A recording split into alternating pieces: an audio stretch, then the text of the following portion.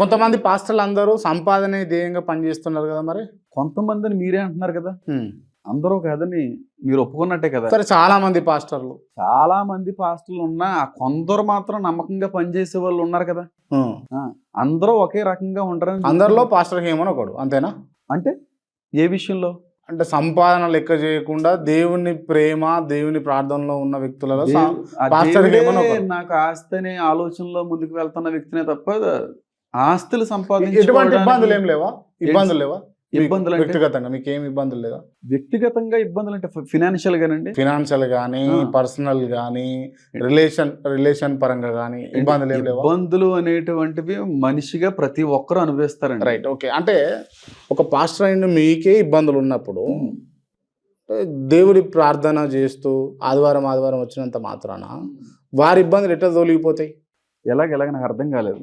ఇబ్బందులు పోవాలని చెప్పేసి కొంతమంది క్రైస్తవులందరూ కూడా ఆదివారం చర్చికి వస్తారు, ప్రేయర్ చేస్తారు, అంతవరకు ఓకే.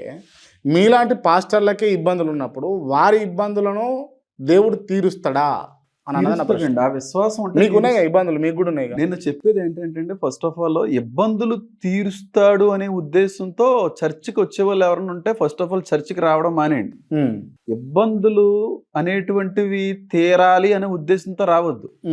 నిజమైనటువంటి దేవుణ్ణి తెలుసుకోవాలి, నా ఆత్మ రక్షించబడాలి అనే ఆలోచనతో మందిరానికి రావాలి తప్ప నీ కోరికలు తీరుస్తాడని, నీకున్న సమస్యలు తీరుస్తాడని రావడం అనేది వాక్యానికి వ్యతిరేకమైనటువంటిది. ఈ విషయం 100%. ఇంకొక విషయం కూడా, బైబిల్లో దేవుడు ఇబ్బందులు రావో నన్ను తెలుసుకుంటే కానీ మీరు దేవుడిగా అంగీకరిస్తే మీకు శ్రమలుండవు, సమస్యలుండవు, ఇబ్బందులుండవు, నష్టాలుండవు అని అనలేదండి. తట్టుకోగలిగేటువంటి సమస్యలు, శ్రమలే ఉంటాయి తప్ప తట్టుకోలేని శ్రమలు మాత్రం నేను పెట్టను. ఒకవేళ పెట్టినా ఆ శ్రమల నుంచి తప్పించుకునే మార్గాన్ని కూడా నేను మీకు చూపిస్తాను అన్న దేవుడండి.